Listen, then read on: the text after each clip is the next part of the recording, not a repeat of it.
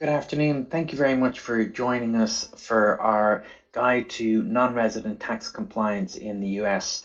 I'd also very much like to thank our hosts, the folks in the IGDA, for helping us to put this together. Over the next hour or so, we're going to try and go through as much as we can of the obligations of both an employer and also a non-resident employee as it relates to their tax position in the US.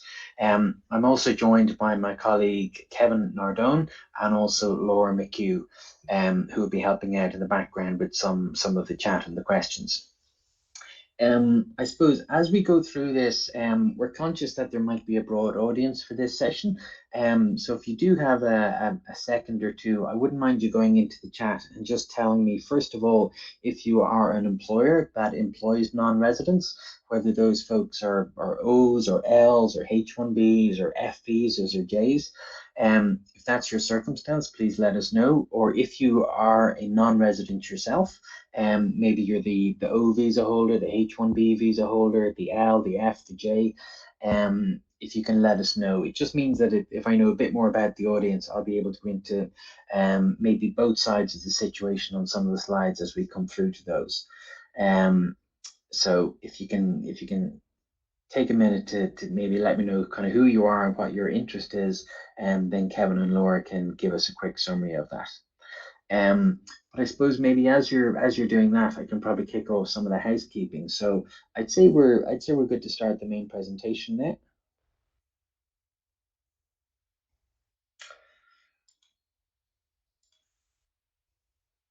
So can everyone see my screen okay? Yeah, that looks good to me. Okay, great. So in terms of some housekeepings, we will make this recording available. As I said, my colleagues Kevin and Laura are in the chat feature, so if you have any questions, please feel free to reach out to them.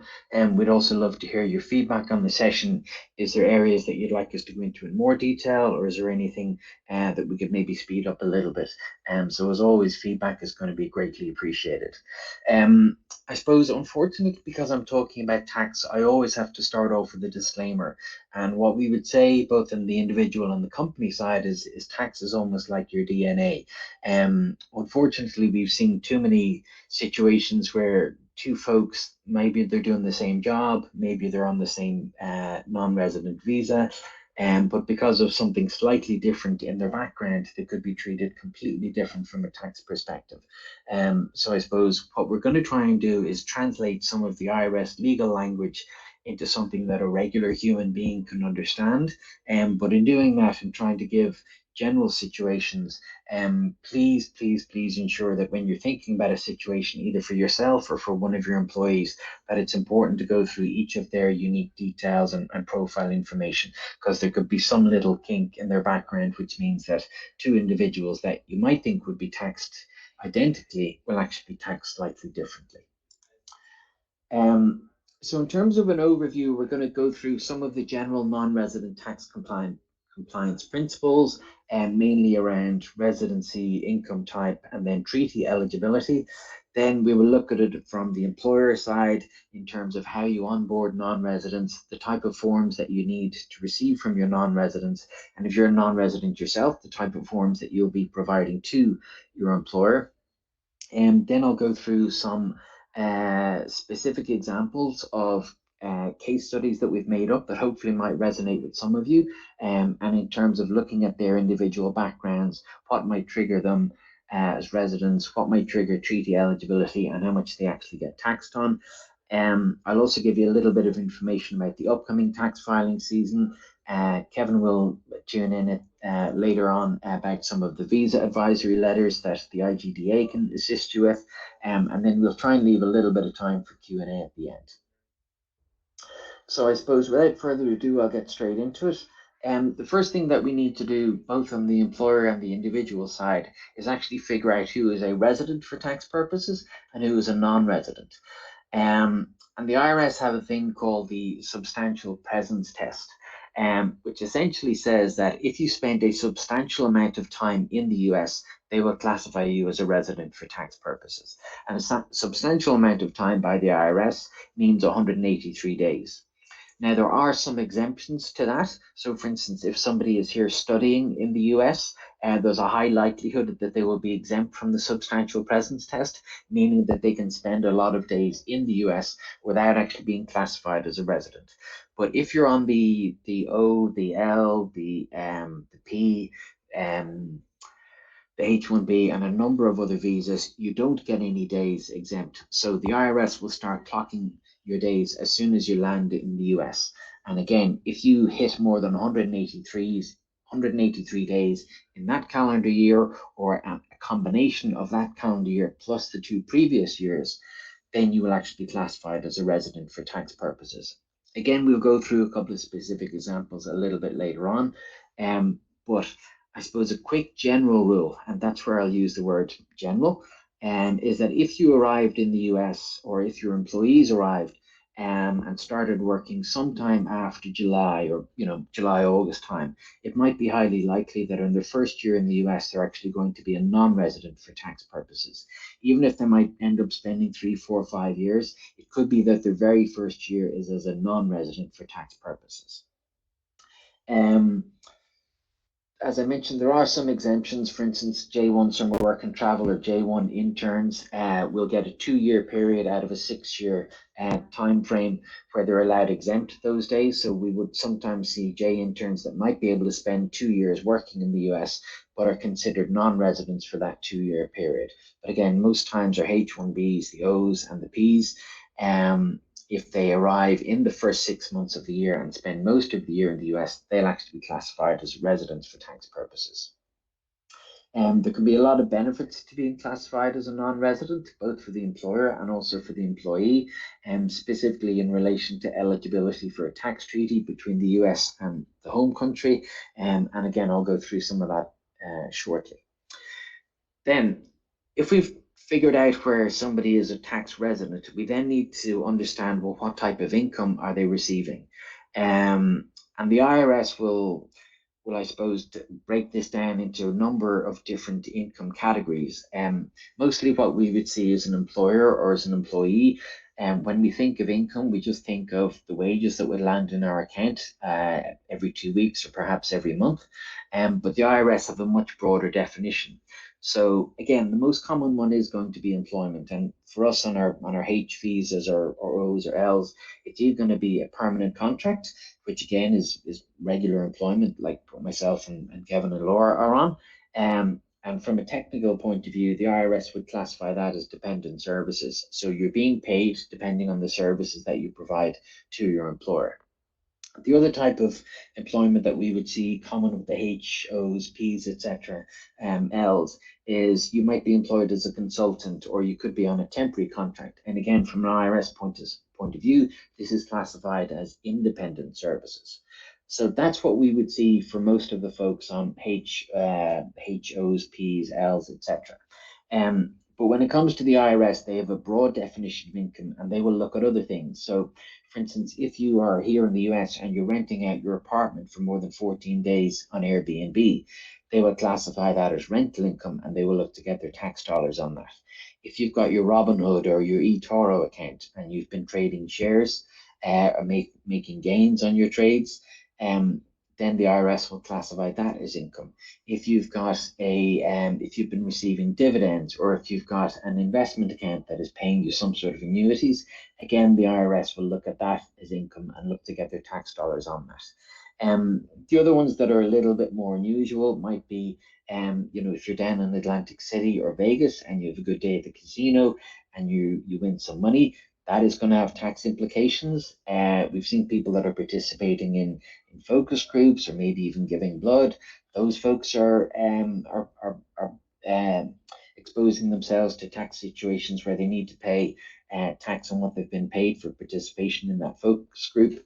And Again, another one that we would see maybe in the game development community or developer community in general is that if you've developed a software and you are selling that and you're receiving a royalty income, and again, that is going to have tax implications here in the US.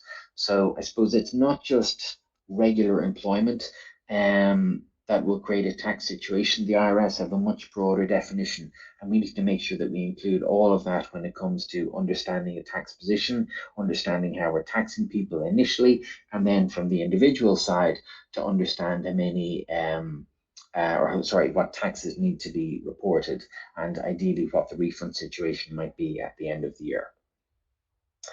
So if I get into a little bit more detail here, so again, most of us will receive a W-2, which reports our regular employment income. If you have income that is covered under a tax treaty, it won't go on your W-2 until you've maybe exhausted all of your eligibility on that tax treaty. But generally, I would say for most of our H's, O's, P's, and L's, all of your income is going to be reported on a W-2. For those that are lucky enough to have income that is covered under a tax treaty, this should then be reported under a different income document, which is called a 1042-S. And again, where we would see that most common would be the likes of prizes, royalties, scholarships, grants, stipends, or a portion of income that is covered under a tax treaty. And again, I'll go through that in a couple of minutes when we have some specific examples of individuals that we have generated for the purposes of this presentation to show you how that income is actually broken down. Again, then the 1099 series is kind of a catch-all. If you have your Chase bank account or your Bank of America bank account, and it's some form of investment account rather than your regular savings or checking account, the bank will issue you a 1099, and that might say that over the course of the year you had $1,000 in savings, maybe you got $20 of interest, and on that they might have withheld $2 of tax on that interest. So again, that's another type of document that would be provided to you by your bank that you need to use for your tax return. The other one then that we would see commonly in the developer community is where somebody might be employed as an independent contractor. In those circumstances, the employer may not have set you up as a regular employee, so you might not be getting a W-2, but because you are still performing services for that organization, they will provide you with a 1099. And this will confirm that Enda, completed a project, we paid them $10,000 for the project, and here's the taxes that we withheld on the project. I guess from an information point of view, it's very similar to what appears on a W-2, but in terms of reporting, it's slightly different from the IRS perspective because you haven't been on regular employment where you're getting employed on a weekly basis, monthly basis, etc.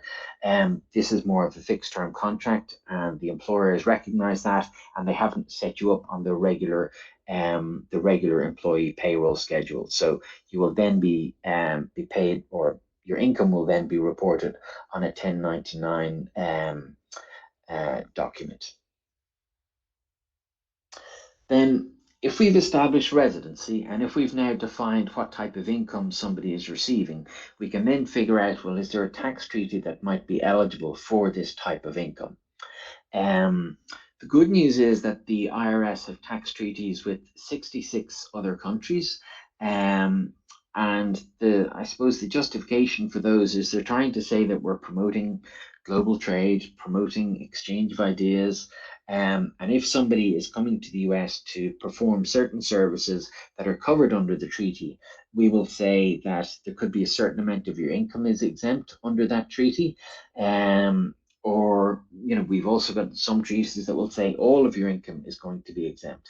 Now, I will have to caveat this by saying just because you might not have to pay tax on it here in the US doesn't mean that you won't have a reporting and a filing obligation in your home country. So the idea of these treaties is that you will not be taxed on the same income in your home country as well as the US, but it is not to say that you won't have to pay tax on any of this income anywhere. with regard to the tax treaties, I suppose you need to go through a fairly complex matrix that again will look at the type of visa that you're on, the type of work that you're doing here in the US, the type of employer that you are doing that work for, and then having a look at the treaty text itself to see what's included and what's excluded. Um, and all of these treaties were individually negotiated. Some of them were done back in the 40s, 50s. Others were done as recently as the last number of years. Some of them will include royalty income. Others will not include royalty income. Some will say we will give you $10,000 tax free here in the US. Others will say you can have all of your US income tax free. And obviously that could make a very, very big difference to whoever we're going to employ, or if you're the employee yourself, that could make a very, very big difference to how you're actually taxed here in the US. We've given a couple of links here if you do want to read some more information. Obviously, then we've got some of our own links via Sprint Tax, which we will share, both in terms of helping you figure out your tax position and treaty eligibility at the start, and then also in preparing your tax return at the end. But I'll go through that in a little bit more detail at the end of the session. I will have to say, though, in general, the treaties are not as generous for L's, O's, H's as they would be for the international student and scholar population that might be on an F or a J visa. It's not to say that some are not eligible, or that there might be some limited benefits, but as a general rule, they're probably not as generous as they are if you've got maybe friends that are here in the US that are doing their PhD or doing the graduate program and might be from the same country as you. This is also an interesting situation because if you're an employer, you could have somebody on a H-1B visa who's doing developer work, on a permanent basis or a semi-permanent basis, and you might also have a recent graduate who's come to you, maybe on OPT, and under the rules of their visa, they might be permitted to work for you for a couple of years. And while they're on their F or their J visa, perhaps doing the exact same task or a very similar task to somebody from the same country who's on an H visa, those two individuals, despite being from the same country and despite doing a very similar job, might actually be taxed quite differently. And again, I said that at the start, it's very important both for the individual and also for the employer to make sure that we understand the tax profile of folks so that we can tax them correctly. So I suppose a few tips if there are employers, and I didn't actually check back, Kevin and Laura, did folks come back and give us any indication of their profile?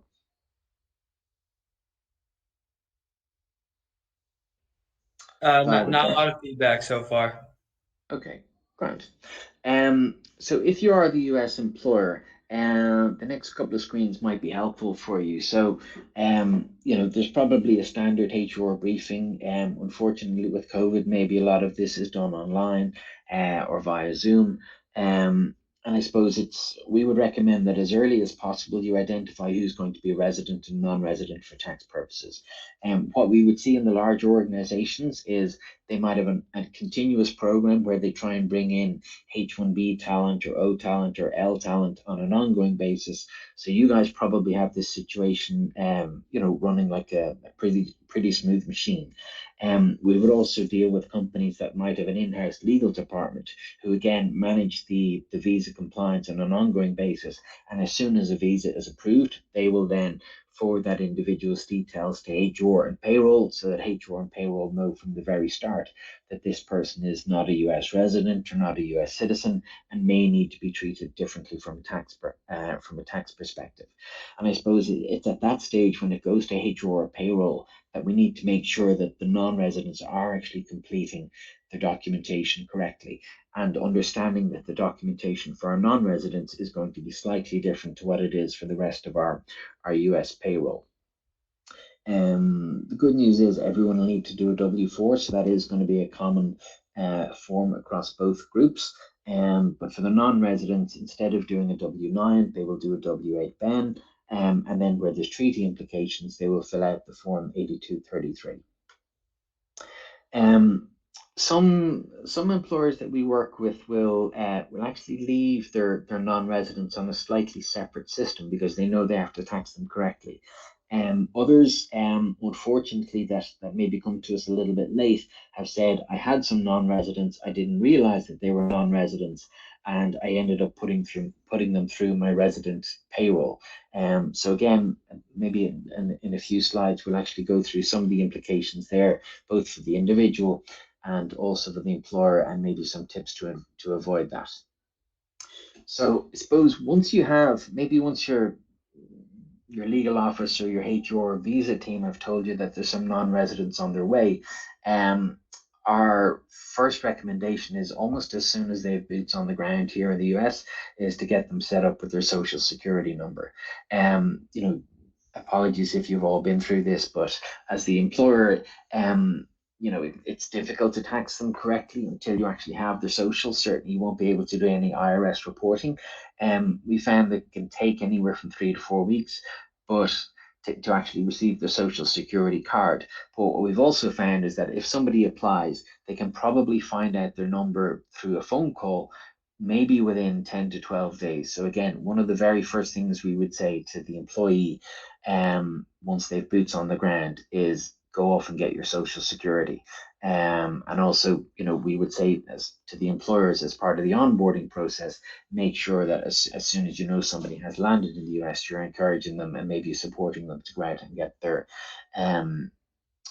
social security number application, the SS5, submitted with the Social Security Office. The next thing that we would do, and again, this is another step that could actually be taken before somebody arrives in the US, is you can put them through the substantial presence test to actually figure out whether they're a US resident or not. And again, that'll help you as the employer, because you know that you can put them straight into your Workday or your PeopleSoft system, or understand that, okay, I'm going to have to tax, for instance, Kevin, or going to have to tax maybe Laura a little bit differently, because they've a non-resident profile. Then I suppose we would also encourage you to have a look at the type of income that you're going to be providing them. And then based on their residency status and the type of income, figure out, well, is there a tax treaty that I can apply to any of this income? If I can apply it, is there a threshold on it? Is there a date until which I don't have to charge any Fica taxes, which again can be a big saving from the employer side and also from the employee side. Then once you've got the answers to those three questions, you will have a better understanding of exactly the forms that you need to either tax them correctly as a resident or tax them correctly as a non-resident. And again, we're probably concentrating here most likely on the non-resident side, so it'll be a combination of the W4, the W8 Ben, and possibly the 8233 where there's a treaty benefit. Then the other very important thing from the employer side is knowing that you have some non-residents in payroll and knowing that you're taxing them correctly.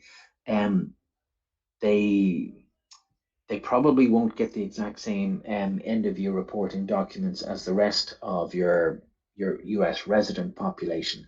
So again, we would see a high likelihood that the non-residents will receive some form of a 1042S to cover income that was provided to them under a tax treaty, and then any balance that was over the terms and conditions of the treaty will actually be paid via a regular W2. So in a very, very high number of cases, particularly say the H1Bs that we would deal with on a non-resident side, a lot of those folks would actually be receiving a combination of a 1042S and a W2 income document. I touched on Fica taxes a couple of times, and I suppose the fairly clean rule is that if you're a resident for tax purposes, you'll be paying Fica taxes, which is going to be Medicare and Medicaid. In most circumstances, if you're a non-resident, the IRS will say, well, if you're non-resident, your intention might not be to stay in the US, so it's a little bit mean to be charging you all of these additional taxes when you might not get the benefit of those at a later stage in life, when, you know, Social Security, Medicare might kick in age 65, etc. So for that reason, most non-residents are going to be exempt. However, we'll say that on the H1B side, on the J2, and some of our TN visa holders, those folks are going to be liable for FICA from the very first day. And I suppose, again, maybe picking out the H-1Bs.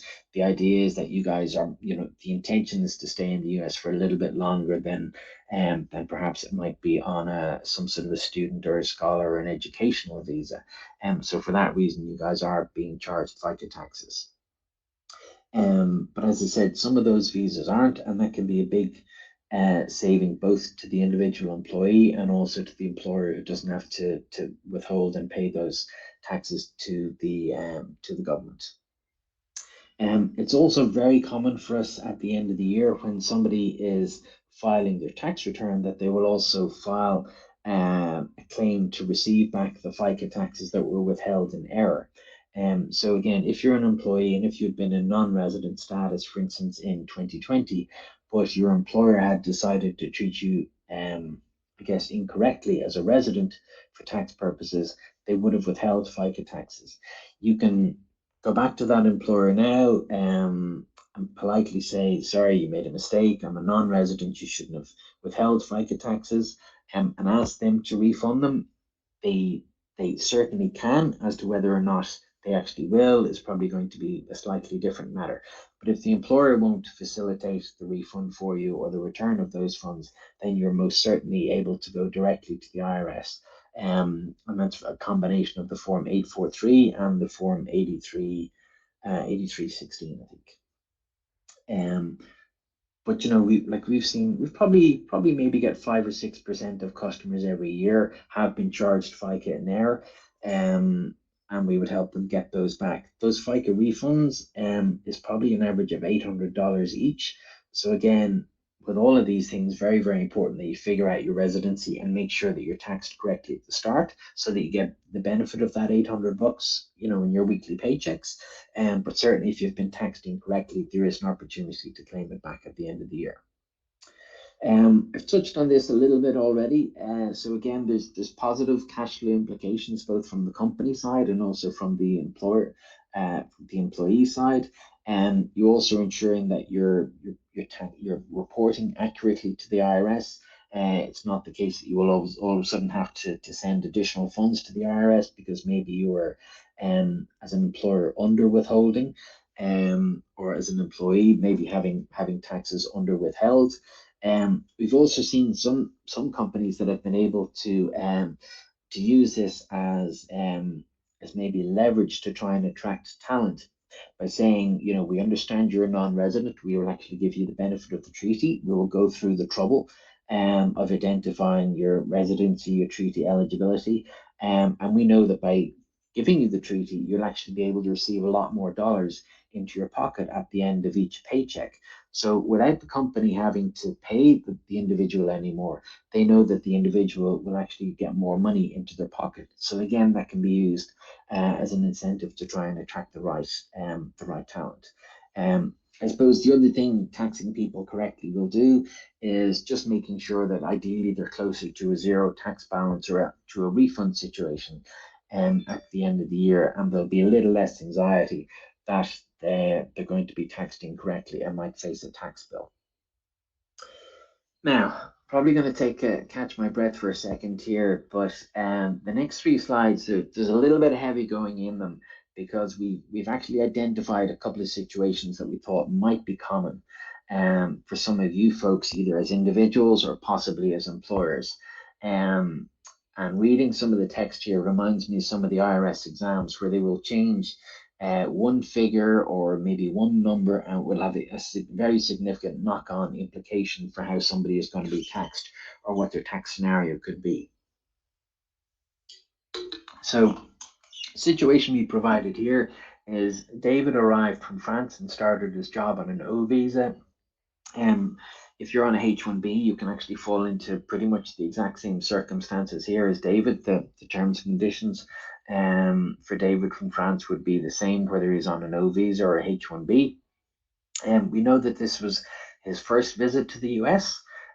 He's working on a consulting contract. When he arrived in the US, he spent 75 days here.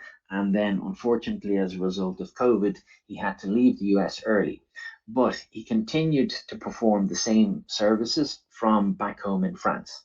So in total for the contract for the his total earnings for 2020 were $38,000, of which he earned 75 days of that in based in the US, and then the balance, I think he worked 295 days in total. Yeah. So he had 220 days where he earned outside of the US and 75 days where he earned in the US. So the first thing we need to do is have a look at his residency. So as an O visa, he had 75 days in 2020. So we will count all of those days in 2020. We will then count a third of his days in 2019, and then a sixth of his days in 2018. So he wasn't in the US in either 2018 or 19. So his total days of presence in the US for the purposes of his substantial presence test and tax residency is going to be 75 days. So 75 is under the 183 threshold. So it means that he's going to be taxed as a non-resident for his first year. Obviously, you can see that maybe if COVID hadn't happened and David had spent the full year in the US, he would have worked for 295 days and therefore would have been taxed as a resident for tax purposes. But there could be some of you out there who are maybe the employer or maybe the employee, and again, you maybe had to return home. But you stayed on a similar contract or the same contract, but you actually earned outside of the US and performed your duties outside of the US. So it could be the case that you've got some US source income and then some foreign source income. Again, just having a look at his individual circumstances. So he's on a consulting contract. So we know that as an independent consultant, his income is going to be classified as independent personal services. He will be taxed as a non-resident. He is not required to declare or pay anything in the US on his foreign source income, but he is required to report and pay tax on his US source income. He's not exempt from FICA because there is no FICA exemption for the O visa, for the H-1B. Again, if he'd been on an F or a J, there possibly would be an exemption there. But unfortunately on the O, there is not. So we will have to pay FICA tax on any of his US income. And then in relation to the state that he lived in, each of the states that would charge a state tax on earnings will have a separate residency test and separate thresholds in terms of identifying who must file and who must not file. Some states will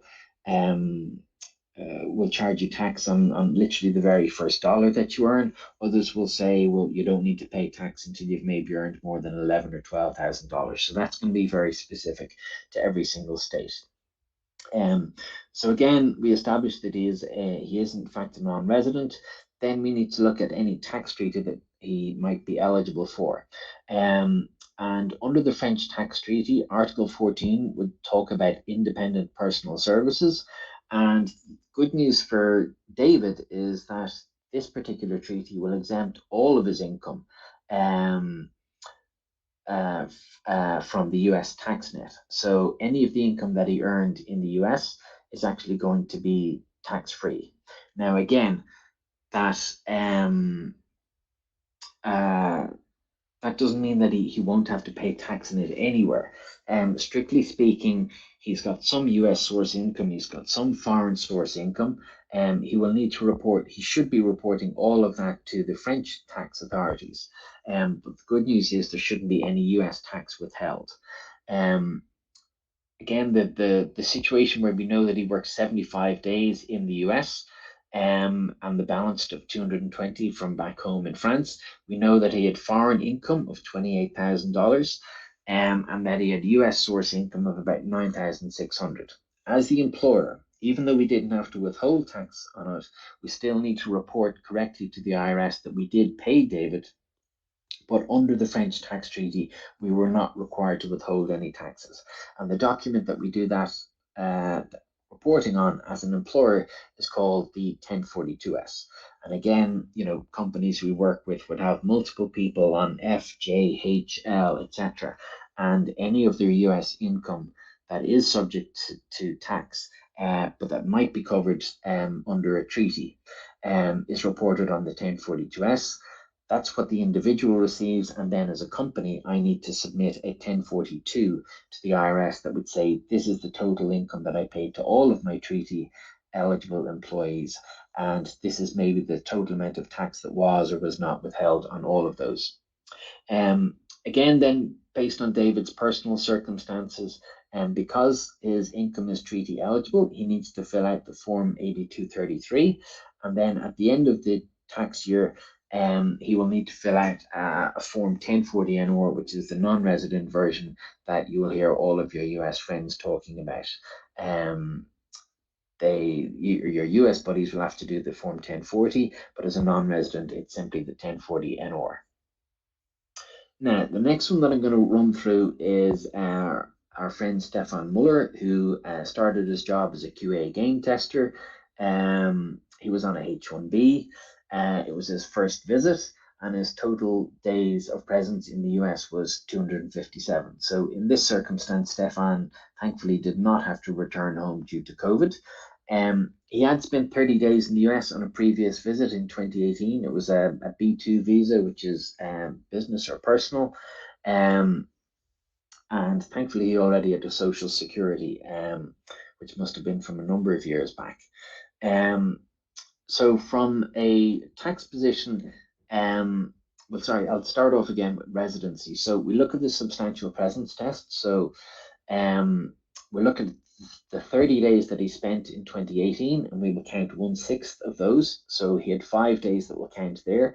He wasn't in the US in 2019, and then he was here for 257 days in 2020. So the total of that is 262 days, which is obviously more than 183. So we now know that Stefan, even though he's on a non-resident visa, is actually taxed as a resident for tax purposes. Because he is taxed as a resident, he is not entitled to the tax treaty that the US has with Germany, because the tax treaty is only eligible for those that are non-residents. So again, our buddy David from France was a non-resident, so was able to get the benefit of the French tax treaty. Stefan is a US resident and therefore cannot claim the German tax treaty. Because he's a resident, as an employer, we would treat him the same as any other US citizen or permanent resident that would start employment with us here. So he fills out a W-4 to tell us about his withholdings and deductions, and then we will also ask him to fill out a W-9 to confirm his social security details. And then Stefan can use TurboTax or anyone else that he wants to file as a resident at the end of the year, and he will do a 1040 like 160 million other Americans.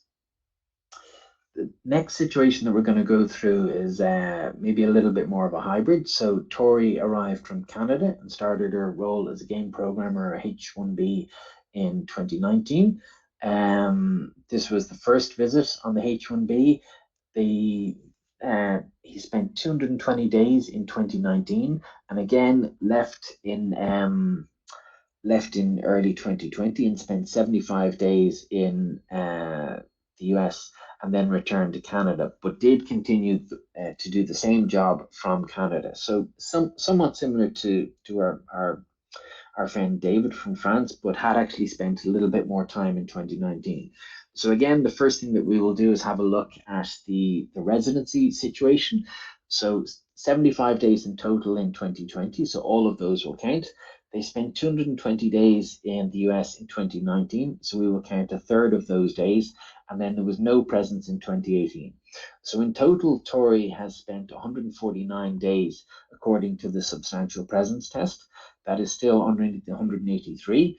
So Tori is going to be classified as a non-resident for tax purposes. We then have a look at the type of income, and again, because some of it was split between the US and some of it was income that was performed or that was received while she was doing the job in Canada, that piece is going to be classified as foreign source income. So if we look at the income that was derived from US sources, we can see that if we do our 75 days of the I think maybe 295 days in total, it would mean that again $9,661 was earned in the US. Now, the good thing and almost unique thing about the Canadian tax treaty is it'll say that if you earned less than $10,000, we will give you all of that income tax free. If you earned more than $10,000, you will have to pay US taxes on it. In this case, Tori earned less than the $10,000, so all of her income in the US is going to be classified as non-taxable, because she will get the benefit of the tax treaty. In order to get that, Tori will need to fill out the 8233, and then at the end of the year, we'll be filing a 1040 NOR. And I suppose this is a unique situation where somebody needs to be very careful about the amount of income that they might receive in the US or the amount of days that they will actually spend, because we can see in this particular instance, if Tori, for instance, had maybe spent another couple of weeks, well, if Tori had spent say another month or a little bit over a month in the US, she would have been classified as a resident for tax purposes. Or perhaps if Tori had even spent another week, that brought her over the $10,000 income threshold, it would mean that all of that income would have been taxed in the US. Which would have meant that there'd be another probably about $1,000 of tax that you would have had to pay the IRS on that. Might well have been able to get a lot of that back, but still, it's a much better position to have it exempt. Well, sorry, probably wouldn't have got a huge amount of it back, even though she's a non-resident, because the treaty wouldn't have kicked in if she had earned more than $10,000. So this is an example of where managing someone's days and managing the level of income that they receive can actually have a pretty significant impact on their tax position, and also for us as an employer can have a fairly significant impact on how much income we're able to provide somebody with correctly. I'm conscious of time, so I'm going to run through some of these very quick because I've covered some of the ground already. So I suppose we split this into the tax forms that you will need to complete as an employee or receive as an employer at the start of employment. Again, for a non-resident, it's going to be a W-4, the same as you would get from everyone else. Where there's a tax treaty, then they must provide Form 8233, and then they will also need to provide a W-8 BEN. Again, your US residents will provide a W-9, but your non-residents will be providing you with a W-8 BEN. Apologies, there's a typo there, and it should be 8233 and not 8223. Then at the end of the year, your non-residents, where they've had income that is not covered by a tax treaty, it'll be recorded on a W-2. Anything that has been covered under a tax treaty will be recorded under a 1042S. And as the employer, I need to file separately a 1042 for that. And then equally the 1099 series. So maybe where somebody was set up as an independent contractor and wasn't on regular employment, it could be the case that I'm paying them via a 1099. And again, for the non-residents, they will need to use this combination of all documents when it comes to doing their end of year federal tax return. I'm not going to go into all of this in detail, but it might be a helpful summary for you to maybe look at afterwards in terms of when each of the forms is going to be applicable. I probably won't go through this one in too much detail. Again, the regular W-4 that everyone needs to fill out confirms who you are, confirms maybe some deductions and allowances. Generally, for most of the non-residents, there is nothing that you're entitled to. And as I said, even in things like Medicare and Medicaid, most of the H's, L's, O's, and P's are not exempt from FICA taxes. So this is probably the most basic document that everyone needs to complete. As I mentioned, the 8233 confirms that you're a non-resident, confirms that there's a treaty between the US and your home country. You'll be asked to confirm, the income threshold that you can earn within that tax treaty, confirm the employer details, the type of role that you're doing, and again, that confirms that this certain portion of income is outside of the tax net. Very important from the employer side that once they receive this document, you need to get it to the IRS within 5 days. And I suppose practically speaking, as soon as you have a new employee, you're trying to get them set up as quickly as possible. But this is one document that is actually quite time sensitive from an IRS perspective. So we would encourage you to try and capture this perhaps in the first day or two of employment, and then get it through to the IRS. Again, the W8 ban just confirms their non-resident status, and the tax treaty document, the 8233, should be completed on an annual basis for your non-residents. The W8 ban will typically last a number of years, I think either 3 to 5, unless or until some circumstances change. So I suppose similar to how we might manage our regular US resident employees, we would ask people to update their details on an annual basis. We would probably encourage that you do the exact same with all of your non-residents. But if the circumstances have not changed, then a W8 bani that you received in year 1 is probably going to still be valid in year 2. Um, a quick fire maybe of other questions that we would get a lot from non-residents and through our tax preparation services is, can non-residents and their spouses file together? So unfortunately they can't. There's no joint filing if both people are non-residents. Where you have one non-resident who is actually married to a resident, then you can either decide that you can file separately, or you might want to file a joint return. What we would find is that where there's a generous tax treaty, like for instance, maybe say the German one or the French one, or possibly the Chinese treaty, if you're on a H visa and eligible for the treaty, or another visa and eligible, it might be better to file separately to get the benefit of the treaty.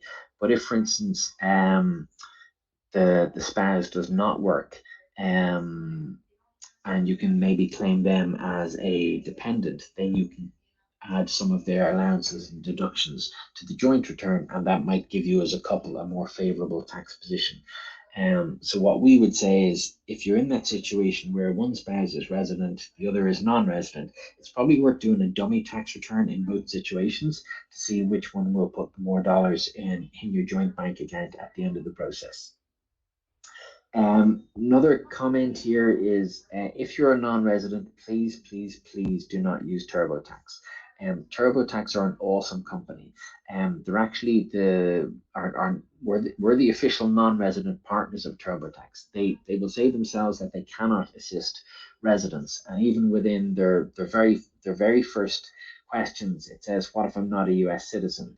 It gives a little pop-up with some additional information, and it says, talk to our buddies in Sprint Tax if you're not sure about your tax residency. And again, the first thing we will do within Sprint Tax, it'll only take about 5 minutes and there's no cost. We will actually figure out if you're a resident or non-resident. And if you're a non-resident, we will bring you back if you're a non-resident, we will continue through Sprint Tax and help you there. If you're a resident for tax purposes, we will bring you back to TurboTax and you can file with them with confidence. Another one that we got a huge amount of questions on last year is the stimulus checks that the IRS sent out, including the most recent one that kicked off at the start of this year. As a general rule, and I'm going to use that word again, in general, most non-residents are not entitled to it. The only time we've seen those circumstances change is where somebody had been non-resident for a number of years, became a resident for tax purposes, and then became eligible based on their new correct residency status. But we've also seen circumstances where somebody might have filed correctly as a resident in 2019, got the stimulus check on the basis of being a tax resident in 2019, but left the US in 2020 and are now a non-resident in 2020. In those circumstances, the individual is not entitled to the stimulus check. We would also suspect that, again, anyone who received it correctly in 2020, perhaps based on being a resident in 2020, but is now a non-resident in 2021. Again, if somebody goes back home at some stage during 2021, most likely they will also be asked to return the stimulus check. So I would say be very, very careful if you did receive it to make sure that you understand were you filing correctly as a resident or non-resident. And just to give you a quick example of that, on an annual basis, we used to help maybe between 300 and 400 non-residents who had made a mistake, who had maybe filed as a resident by mistake, or needed to amend something in their previous tax history. Last year, pretty much all down to the stimulus check, we had more than 6,000 amended returns. And those were individuals that had made a mistake and filed with TurboTax or filed somewhere else as a resident, got the stimulus check and realized, oops, I've made a mistake. I wasn't entitled to this. I need to return it. And as part of returning the check, they also need to clean up their tax record to show that they should have been filed as a non-resident. The other reason this is very, very important is if you are trying to come back to the US at a later stage on another visa, or trying to transition from a H perhaps to a green card at some stage, I can absolutely guarantee you that the immigration officials and your lawyer will ask you about your tax records and are all of your tax records up to date. So we would see a huge number of people that are transitioning visas or hoping to go for a green card will realize I need to double check my taxes. They'll contact us. We might find out that they filed as a resident 1 year incorrectly.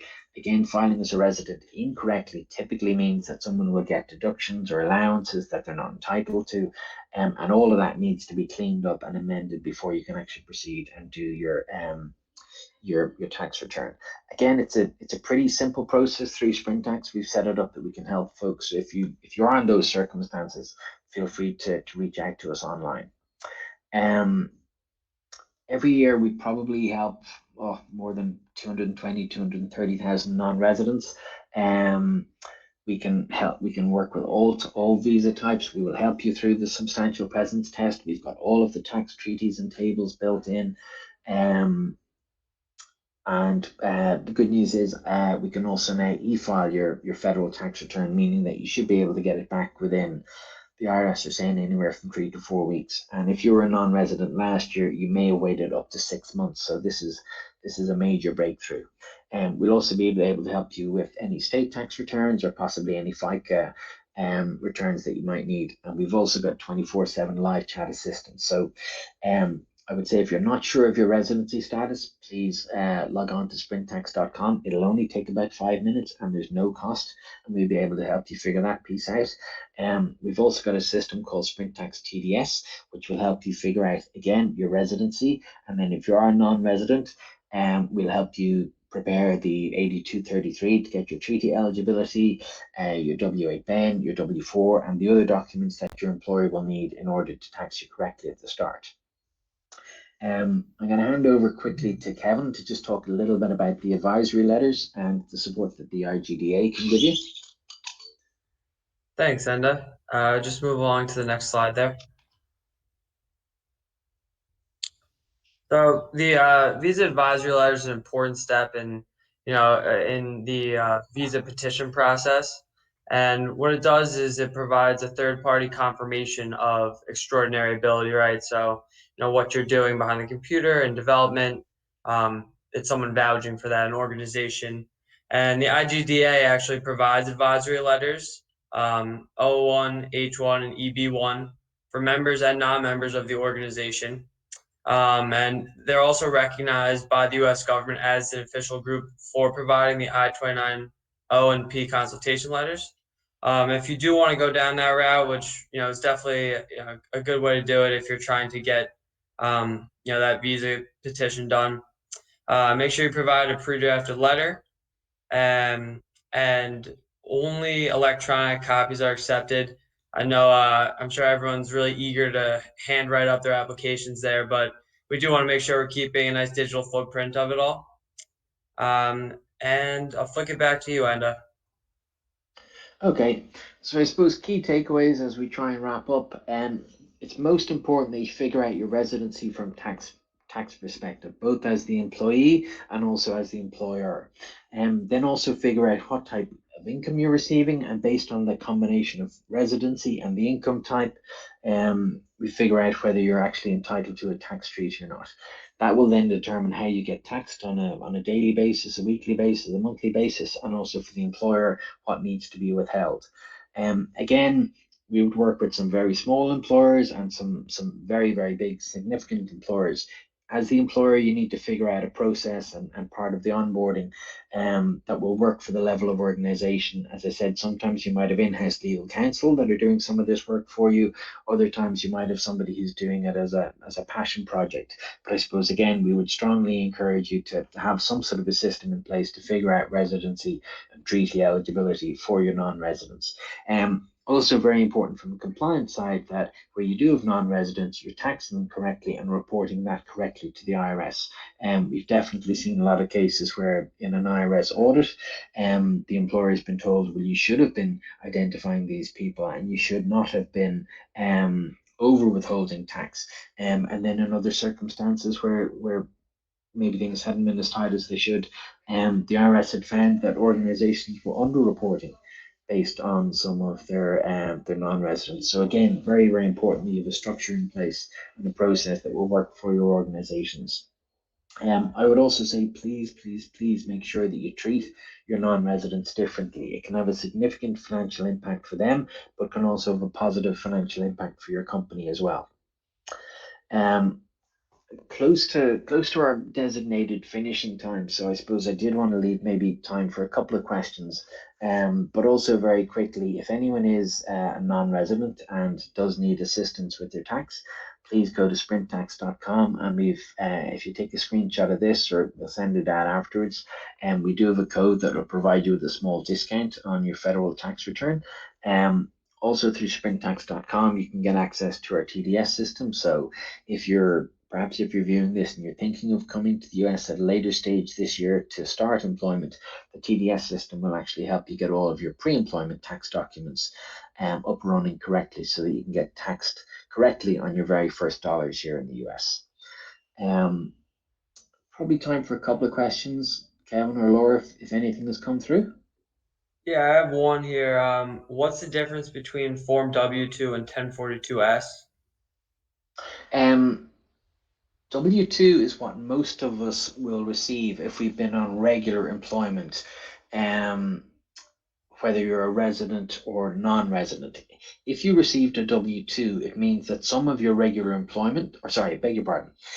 If you received a 1042-S, it means that some of your employment income, or possibly a different type of income, but that it was covered under a tax treaty, meaning that instead of taxing you at, say, a regular graduated rate of 10% or 12%, or maybe even up as high as 22, 26%, the employer can either apply a zero rate of tax, or it might be able to apply a reduced rate of perhaps 14% instead of 30%, which would be the normal withholding rate for a non-resident. Um, but they're both tax documents that you as a non-resident might receive, and you will need to use both of them when it comes to preparing your federal tax return at the end of the year. And it's also very common for a non-resident to receive both a W-2 and a 1042-S. As we saw in one of our examples, the portion of income that was covered under a tax treaty got reported on a 1042-S, and then the portion that was not on a tax treaty got reported on a W-2. Thanks for that, Enda. Can non-residents benefit from business and home office deductions if they receive contracting income as well? No, good question. But the Tax Cuts and Jobs Act pretty much eliminated any of the deductions and allowances that a non-resident could claim.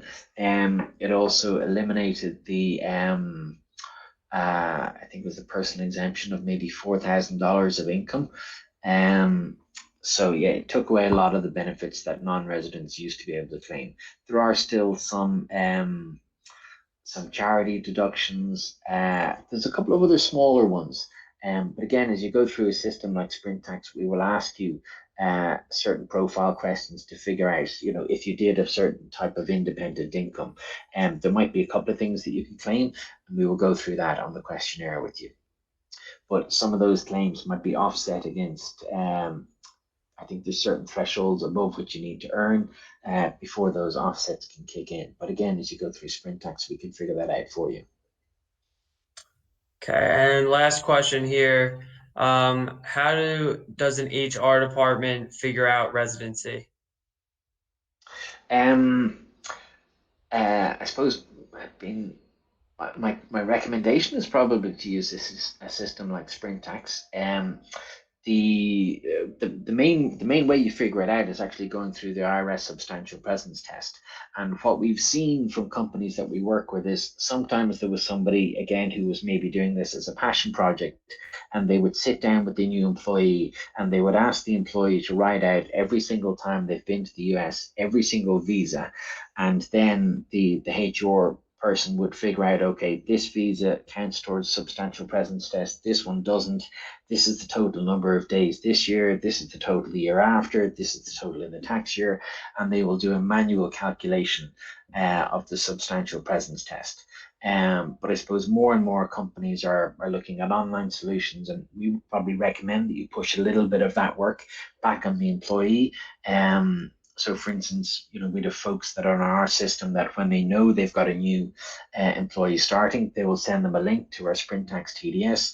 The employee or the new employee will fill out their own profile details, and that will then give the employer a report that says, okay, Kevin has completed the system, he's told us about all of his entry and exit dates, and he's a non-resident for tax purposes. I've also sent it out to ENDA, but because ENDA had maybe a couple of other visits in the US over previous years, it might report back to the HR team that ENDA is actually a resident for tax purposes. So more and more we're seeing companies move away from the kind of manual processing and manual counting and putting a little bit more of that work back on the employee side. So that you guys as the employer can then just log into a system and very quickly run a report of resident versus non-resident. Okay, we've just literally gone a couple of minutes over, so we're probably gonna wrap it up there. Thank you very much to everyone who tuned in and attended. And if you're viewing this at a later stage and you've any questions or feedback, please feel free to reach out and contact us. Thank you very much. Thanks, everybody.